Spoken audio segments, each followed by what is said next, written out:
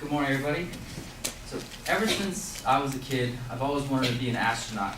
I've always wanted to go to the moon, see what it's like up there. I've always wanted to live aboard the International Space Station. But unfortunately, all of that is highly unlikely now because of one big thing, and that's costs.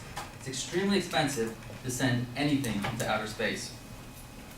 So today I want to outline the benefits of privatizing space exploration. And it's important to us because a lot of the things we have today has directly came from space exploration. Things like our cell phones, computers, and GPS. So I want to talk about why the government slows progress, and I want to mention a company that's at the forefront of the industry and where they're headed in the near future. So the government has been in control of space exploration since the 1950s, when NASA was created. But granted, we've done some pretty amazing things since then. We've landed a total of 12 men on the moon in a span of 3 years. We've landed a few rovers on the surface of Mars. And we've even helped build and assemble a pretty big station and put that in orbit around the Earth. So that's some pretty cool things. But all that has pretty much died down lately due to funding. And as you see in this chart from the Huffington Post, at the peak of the space race, NASA was getting close to 4.5% of the total federal budget. But nowadays, they'll be lucky if they get 0.5%. And all that's due to funding, and because of that, we haven't been to the moon since 1972. We've had to retire our fleet of space shuttles, and because of that, we have to hitch rides to the space station with the Russians. So the government's way of doing things is ineffective and expensive. Reason.org states that for every space shuttle launch we did, we had to pay $1.5 billion. And for every seat we occupied with the Russians, we had to pay them $62 million. So that is why a company called SpaceX started. SpaceX started in 2002 by a man named Elon Musk.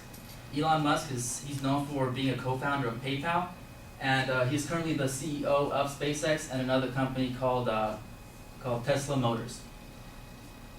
He started the company so he can help reduce the cost of space transportation.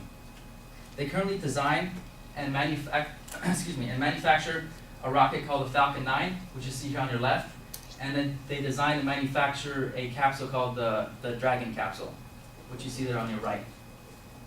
In 2010, they became the first private company to successfully send their Dragon capsule into space and bring it back down safely. And in 2012, they became the first private company to successfully berth with the International Space Station.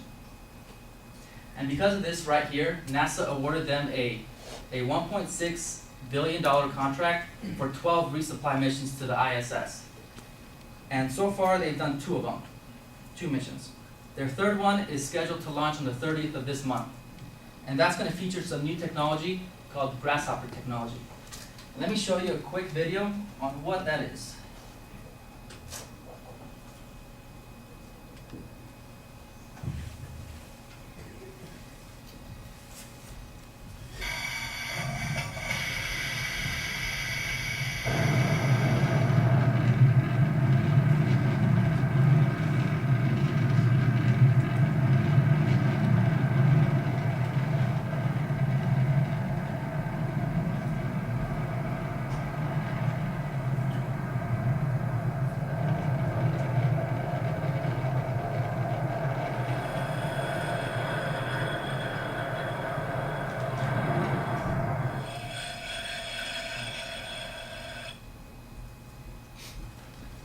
So to many of you, that may not look like much, but in the world of rockets, that's a huge, huge step forward. What rockets usually do nowadays is they would send a payload into space, and once they deliver that payload, they would come down and burn up in the atmosphere, and then they're destroyed. But what SpaceX hopes to do with this Grasshopper technology is after their rockets deliver their payload into space, it would come back down by itself and guide itself right back down on the launch pad. So that'll save them a significant amount of money. SpaceX.com, their website, lists their launch prices at about $50 to $60 million per launch. But their president, Gwen Shotwell, states that if Grasshopper technology proves successful, they could reduce down that price to about $5 to $7 million per launch. So they're also working on a new rocket called the Falcon Heavy. And the Falcon Heavy, once completed, will be the most powerful rocket on the planet.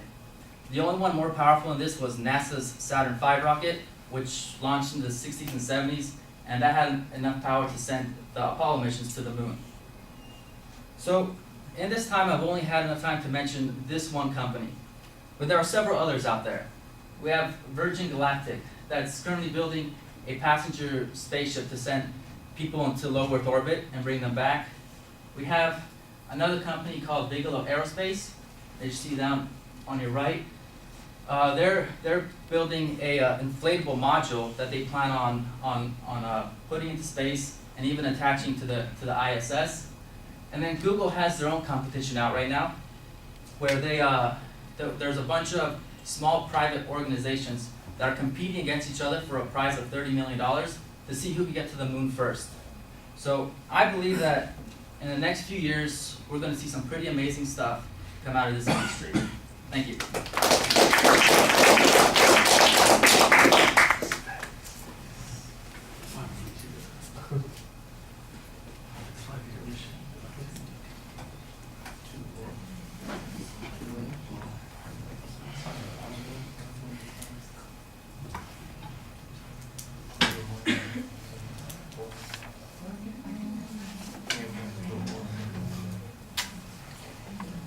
All right, Eric, what did you think?